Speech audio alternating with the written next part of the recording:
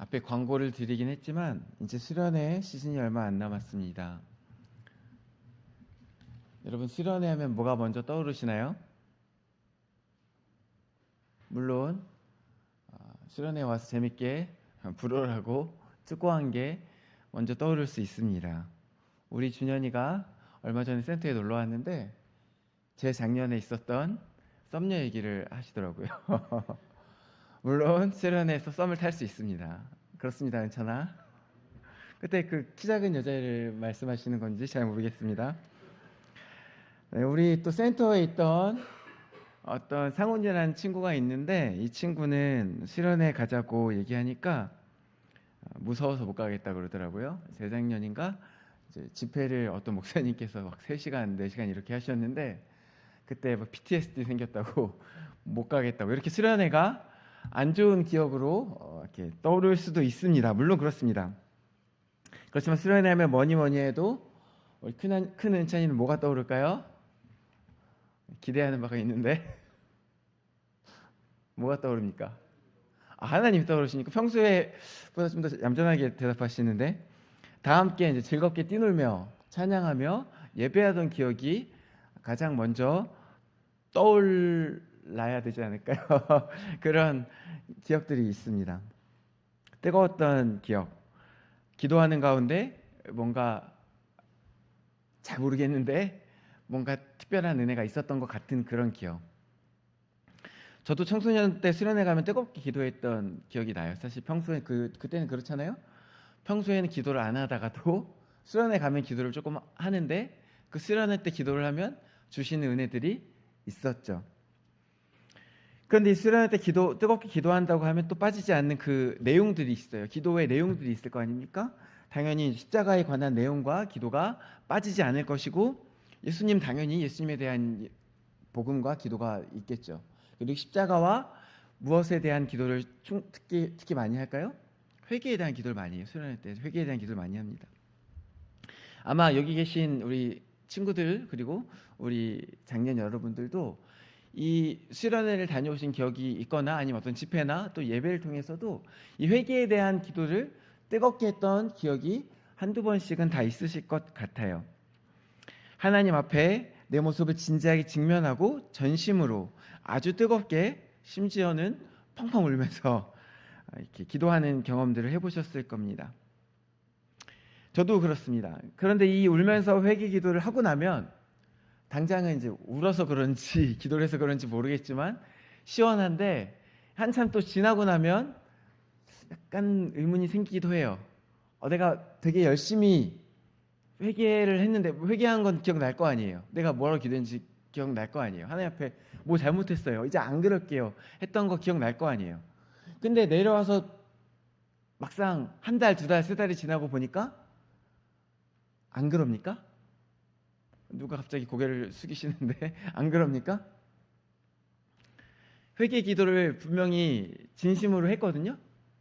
저도 그랬어요. 진심으로 했는데 그때는 그 마음이 막 벅차올라서 다시는 안 그러겠다고 하나님 앞에 막 그랬는데 내려오니까 별로 달라진 게 없는 것 같은 삶을 살게 됩니다. 그러면 이제 이렇게 의문을 갖게 되는 겁니다.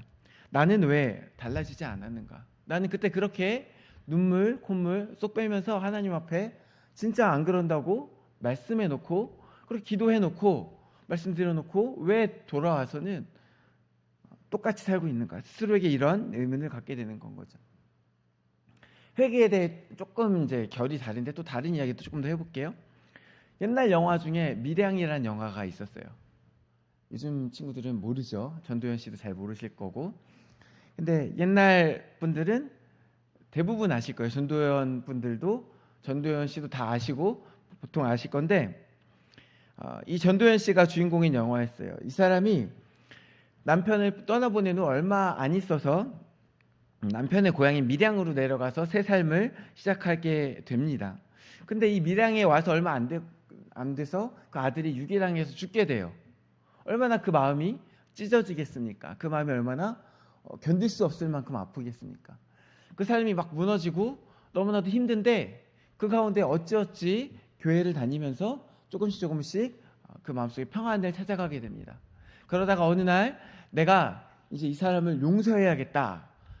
완전히 그 마음이 다 먹은 건지 모르겠지만 어느 정도 그런 마음이 들어왔을 때 굳게 그것을 마음 먹고 이 사람을 용서하러 찾아가기로 결심합니다. 이 유괴범을 말이죠. 유괴범을 면회 장소에 찾아가요.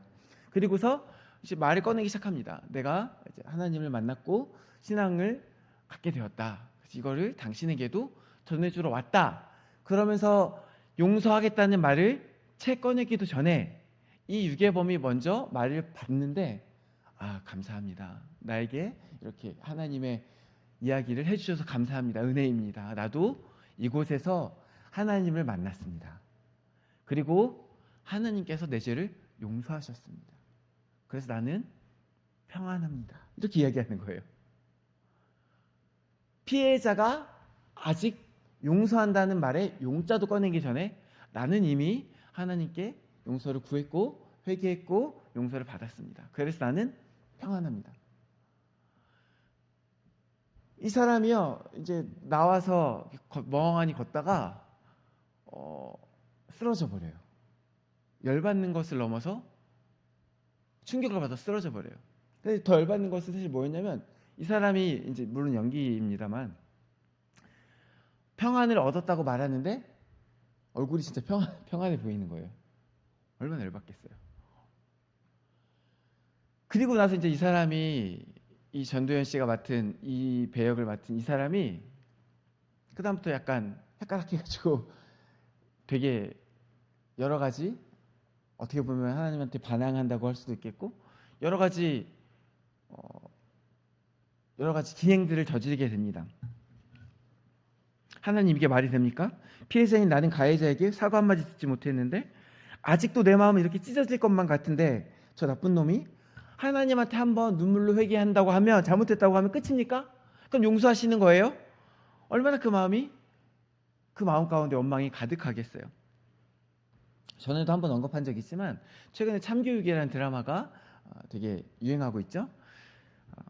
그것은 어쩌면 오늘날 학교 안에 있는 여러 문제들을 우리 사회와 그리고 우리 사회의 교육 구조가 적절하게 혹은 충분하게 해결하지 못하고 있는 현실을 반영한 것이라고 생각합니다.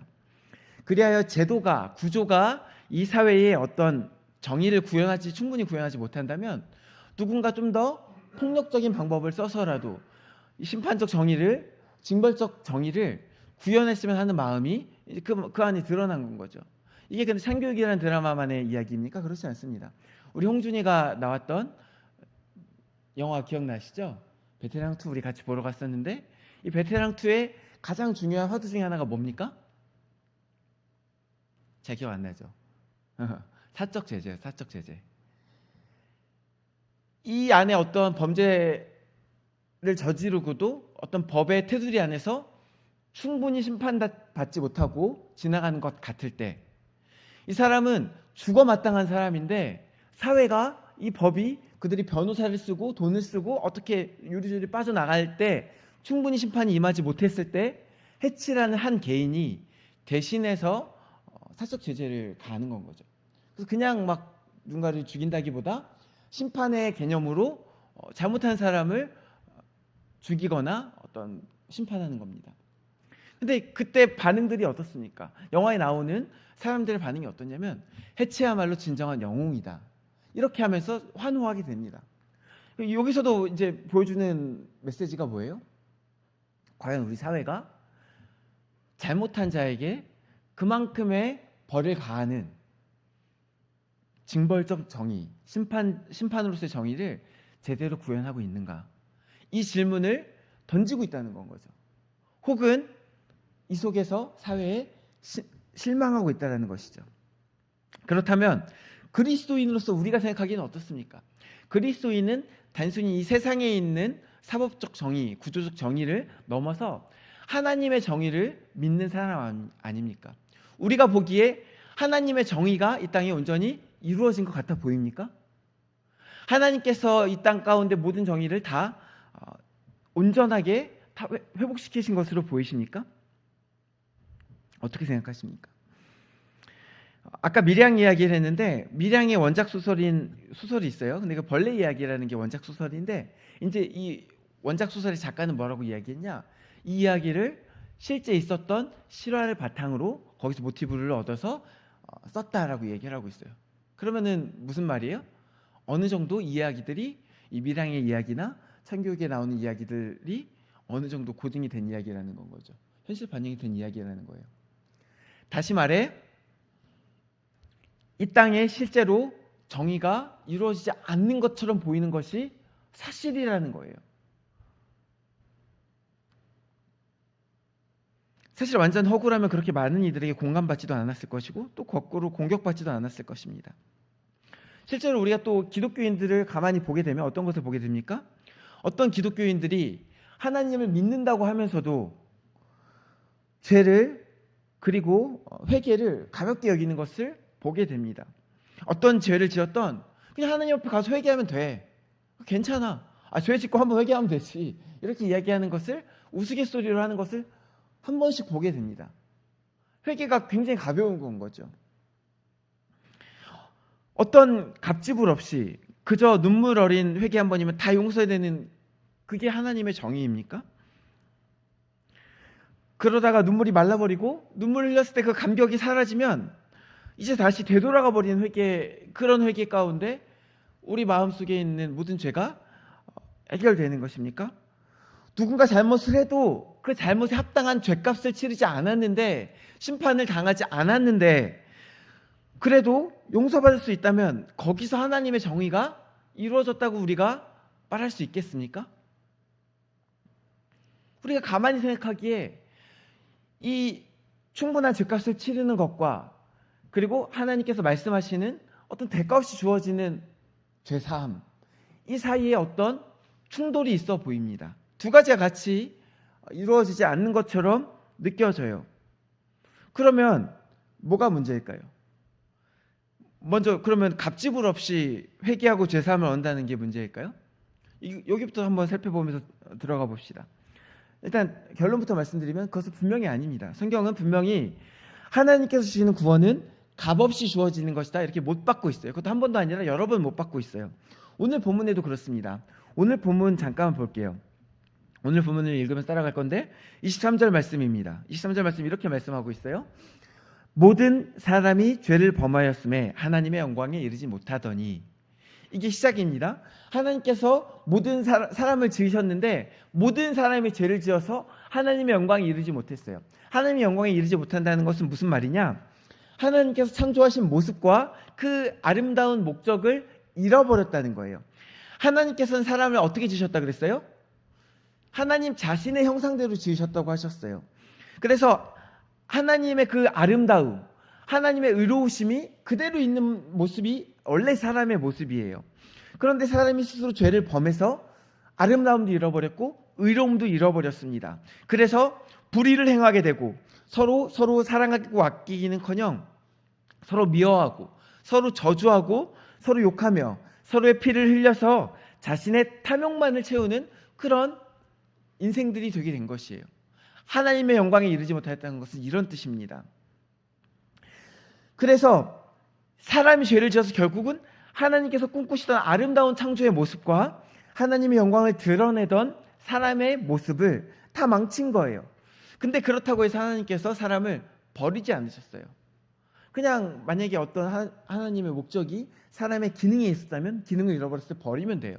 근데 하나님께서 단순히 기능 때문에 사람을 지으신 것이 아니라 이 사람을 사랑하셨기 때문에 기능을 잃어버렸음에도 버리지 않으시고 돌이키게 하시고자 마음 먹으셨어요. 그리하여 예수님을 보내신 거죠. 그리고 사람들은 이제 오늘 보면 24절입니다. 그리스도 예수 안에 있는 속량으로 말미암아 하나님의 은혜로 값 없이 의롭다 하심을 얻은 자 되었느니라. 이제 예수 안에 있는 속량으로 말미암아 사람들은 다시 의롭다 하심을 얻은 거죠. 사람들이 죄를 지음으로써 의로움을 잃어버렸는데 이제 예수님께서 다시 오셔서 하나님께서 이 예수님의 속량으로 말미암아 모든 사람에게 값 없이 돈을 받지 않고 공짜로 의로움을 다시 회복시켜 주셨어요. 그래서 여기에는 문제가 없는 거예요. 아까 처음에 이제 질문이 거기 시작됐잖아요. 갑지불 없이 우리가 구원을 얻는다는 것, 죄사함을 받는다는 것이 문제냐, 아니면 어떤 심판적 정의에 대한 것이 문제냐, 이 두 가지에 대한 이야기를 했었잖아요. 근데 그러면 그 중에서 이 한 가지 문제가 없는 거예요. 우리는 분명히 값 없이 죄사함을 받은 게 맞아요. 공짜로 받은 게 맞아요. 그러면 이 우리가 갖고 있는 정의의 개념이 문제일까요? 우리는 권선징악을 어릴 적부터 들어서 알고 있죠. 그리고 그 개념을 우리 마음속에 품고 있습니다. 우리가 믿고 있는 정의의 개념은 뭐냐면 잘못한 자는 죄값을 치른다는 거예요. 이 심판의 개념, 징벌적 정의에 대한 개념이 우리 안에 정의의 개념으로 자리 잡고 있어요. 그럼 이게 잘못된 것이냐? 혹시 성경의 정의는 이와 다른 것이냐? 이걸 또 살펴볼 필요가 있겠죠. 그럼 성경의 정의는 심판 없이도 이루어질 수 있는지 한번 성경이 말하는 의에 대해서 이야기해 봅시다. 전에 한번 로마서 1장을 할 때 하나님의 의에 대해서 나눈 적이 있어요. 그때 의에 대해서 이야기했는데 원래 유대인들에게 있어서 의는 뭐라고 했냐? 유대인들에게 있어서 의는 뭐냐면 신실함이에요. 신실함. 조금만 더 살펴보면 히브리어로 말하면 원래 의가 체다카거든요. 체다카. 근데 이 체다카라는 단어가 곧다 바르다에서 온 단어예요. 그래서 의는 뭐냐면 발음이에요. 근데 특별히 이 유대 사회에서 발음은 뭐냐면 어떤 개인적인 발음이 아니에요. 남이 이렇든 저렇든 상관없이 나 혼자 똑바로 사는 것, 이런 발음도 아니고 이게 좀 헬라 세계에서의 발음이거든요. 로마 세계에서의 발음은 또 뭐냐면 법적 질서예요. 어떤 강력한 법 가운데 공동체적인 발음을 세우는 것. 근데 유대 세계에서의 발음은 또 이것도 아니에요. 근데 유대 세계에서 발음은 뭐냐? 어떤 사람과 사람 사이에 혹은 하나님과 사람 사이에 관계를 맺는데 그 관계 가운데 바르게 행하는 것. 그 관계 가운데 바르게 사는 것. 이게 이제 유대 세계의 의로움이라는 거예요. 관계를 전제로 한 신실함. 특별히 약속을 지켜 신실하게 행하는 것. 이게 바로 이 히브리 세계에서의 의로움이라고 할 수 있겠어요. 그래서 이걸 확장해서 유대인에게 있어 하나님의 의는 무엇이냐? 하나님께서 스스로 하신 약속을 지키시는 신실하심이신 거죠. 여기까지 보면 이제 징벌적 정의가, 심판의 정의가 별로 없어 보이긴 합니다. 근데 우리가 히브리어를 가만히 살펴보면 이 체다카만 의로 번역되는 게 아니에요. 또 의로 번역되는 단어가 하나 더 있는데 그게 뭐냐? 미시파트입니다. 미시파트라는 단어도 의로 번역이 돼요. 앞서 체다카가 신실함의 의미로서 공의와 의로 번역된다면 미시파트는 뭐냐? 정의, 재판, 판결, 심판입니다. 그래서 이게 법률 용어잖아요. 이 단어 자체가 법에 따라 악을 심판하여 벌 주는 느낌이 상당히 강합니다. 방금 이제 언급했던 징벌적인 정의, 잘못한 자에게 심판하는 그 정의의 뜻을 품고 있는 것을 넘어서 그 자체인 것처럼 보여집니다. 그리고 실제로 그렇게 많이 사용되기도 해요. 즉 무슨 말이냐? 히브리 세계의 정의 안에도 징벌적 정의 개념이 분명히 포함된다는 겁니다. 다만 그렇다고 해서 미시파트의 뜻이 징벌적 정의만을 의미하는 것은 아니긴 합니다. 이것은 징벌적 정의를 포함해서 실천적인 정의를 의미하는 거예요. 어쨌든 근데 이 히브리 세계에 성경 안에서 말하는 정의에 뭐가 있다는 거예요? 심판이 들어있다는 거예요. 죄값을 치르는 징벌적 정의가 들어있다는 거예요. 그러면 이 미시파트에 따르면, 이 징벌적 정의에 따르면 죄값 없이 죄값을 치르지 않고 죄상을 받는 게 틀린 거잖아요. 근데 어떻게 사람이 죄값을 치르지 않고 죄사함을 얻을 수 있단 말일까요? 그럼 뭐가 문제일까요? 문제는요, 다른 데 있는 게 아니라 방금 읽은 24절 말씀의 앞부분을 간과한 것에 문제가 있어요. 24절의 앞부분이 어떻게 되냐?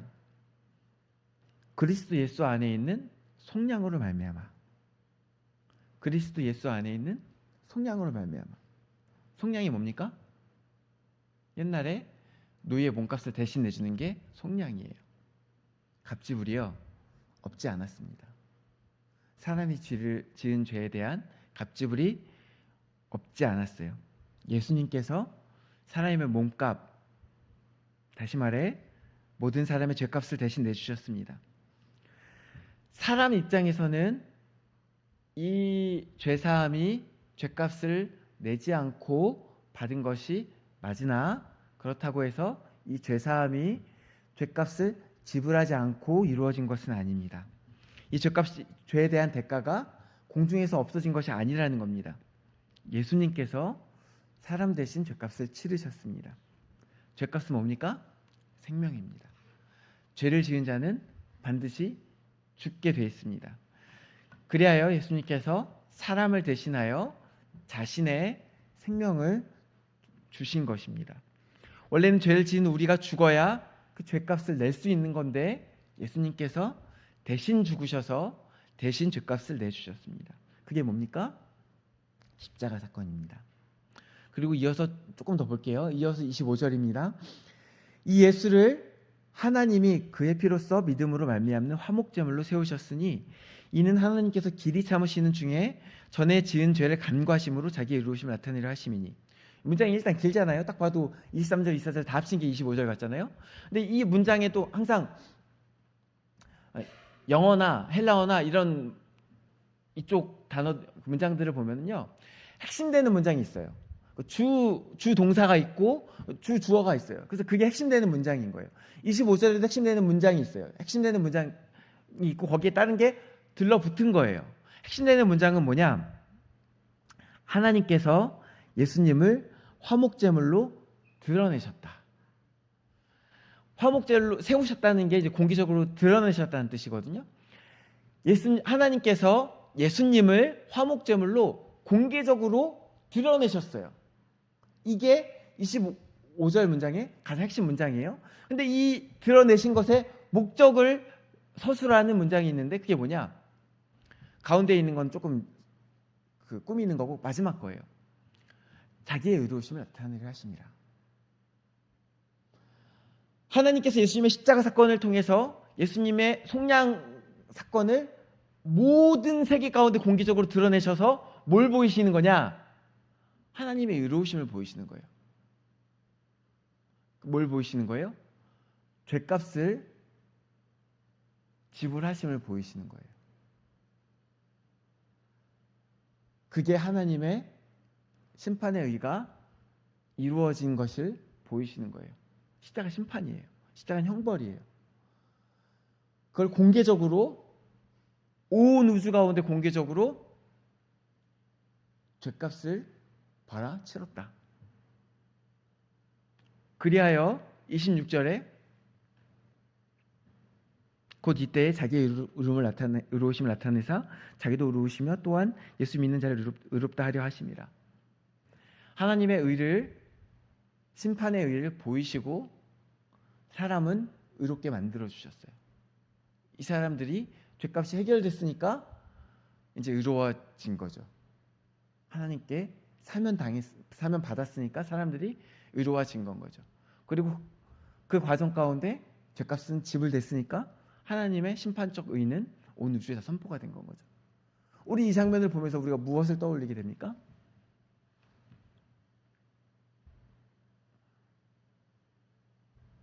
여러분, 이 장면 우리가 보면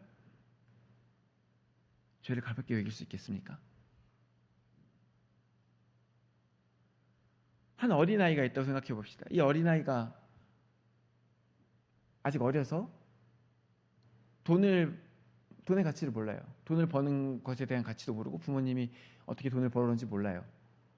그냥 집에서 예를 들어서 해줘 그러고 있어요. 그러다가 부모님이 만약에 뭐 핸드폰을 해줬어요. 아이폰을 사줬어요.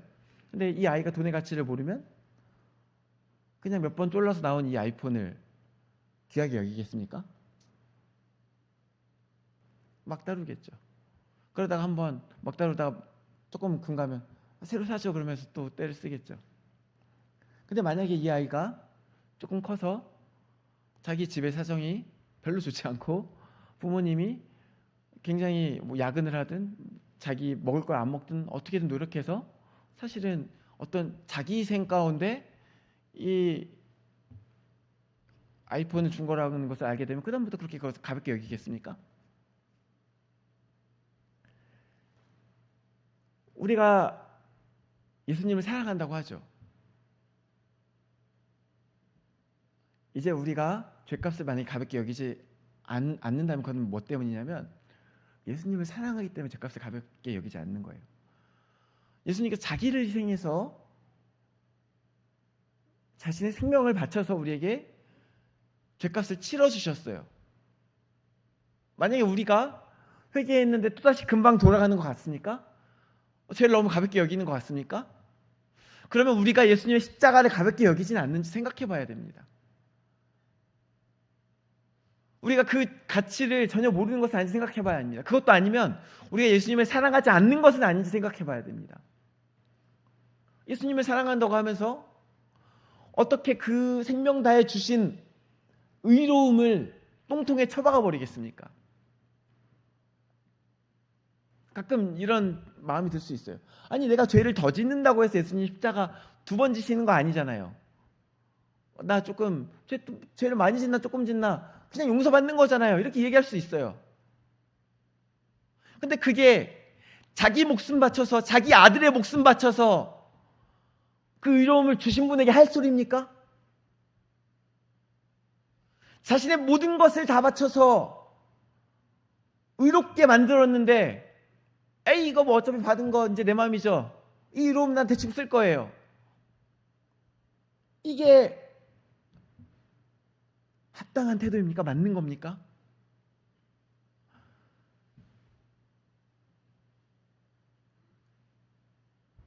아까 미량 얘기를 잠깐 했는데 뭐 그 영화고 허구 어느 정도 허구이긴 합니다만 만약에 누군가 죄를 짓고 하나님 앞에 용서를 구하면 용서를 받을 수 있어요. 결국 모든 죄는 1차적으로 하나님이 피해자이시기도 하고 하나님께서 그 모든 것에 권한이 있으시기도 하고 하나님께서 자신의 자녀를까지도 바쳐서 그 죄를 내어주셨기 때문에 하나님께서 용서하실 수도 있어요. 용서하실 수 있어요. 하나님께서 그럴 권한도 있고 그럴 만한 모든 게 다 있으신 분이에요. 하나님 용서하실 수 있어요. 설사 피해자에게 사과를 못했다고 할지라도 용서하실 수 있어요. 그런데 사실은 제가 믿기로는 보통 하나님께서 그러지 않으실 것 같긴 한데 그렇게 용서를 받은 자가 이 죄의 무게를 알면 피해자를 마주했을 때 평안한 얼굴로 감사합니다 이럴 수 있을까요? 우리가 받은 은혜는 공짜로 받았으니까 은혜예요. 근데 공짜가 아니에요. 그렇다고 엄청 비싸다는 걸 넘어서서 생명을 다해서 주신 거예요. 그리고 제가 부모가 돼서 느낀 것은 예수님의 생명을 다해 주신 것도 예수님 자신의 생명을 다해 주신 것도 큰 사랑이지만 하나님 입장에서 아들을 내어 주신 것이 더 크다라는 생각도 들어요. 내가 죽는 게 낫지 아들을 대신 준다고? 저는 그건 못할 것 같은데요. 혹시 누군가를 위해서 죽게 된다면 생명 다해 뭐 고민이라도 해볼 것 같은데 할 수 있다는 게 아닙니다. 고민이라도 해볼 것 같은데 아들 줘서 딴 사람 생명 구하라고? 안 할 것 같은데요? 고민도 안 할 것 같은데요? 근데 하나님께서 그 아들을 주셔서 우리의 죄를 해결했는데 우리가 그거를 되게 감사합니다 그러고서 가볍게 여기면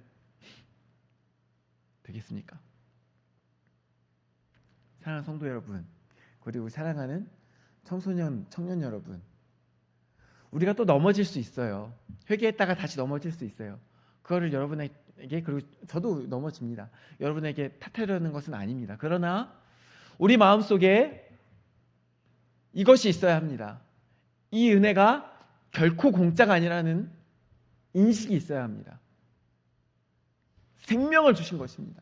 줄 수 있는 가장 큰 사랑을 주신 것입니다. 귀한 것입니다. 귀한 것이란 말로도 부족한 것입니다. 우리가 받은 의로움을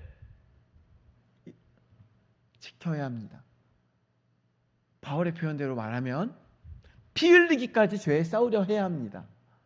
그냥 그때 유혹이 올 때마다 그냥 넘어져 버리고 괜찮아 그러는 것이 아니라 스스로 돌아보고 예수님께서 주신 것을 내가 이렇게 귀하지 않게 여기면 어떡하지? 생각할 수 있어야 합니다. 이 은혜를 무겁게 받아들이니 저와 여러분 되시길 주님의 이름으로 축원합니다. 이 귀한 것을, 이 보화를, 그 가치를 잘 아는 저와 여러분 되시기를, 그 은혜가 있는 우리들 되시기를 주님의 이름으로 축원합니다. 함께 기도하겠습니다. 우리를 위하여 생명을 주신 예수님, 우리를 위하여 그 독생자의 생명까지도 내어주신 하나님, 그 은혜와 크신 사랑에 우리가 감사하며 나아갑니다. 그 의미를 날마다 새롭게 알 수 있는 우리 한 사람 한 사람 삼복회 그리고 우리 청소년 청년들 될 수 있도록 은혜를 베풀어 주시옵소서. 감사드리며 예수님의 이름으로 기도드립니다. 아멘.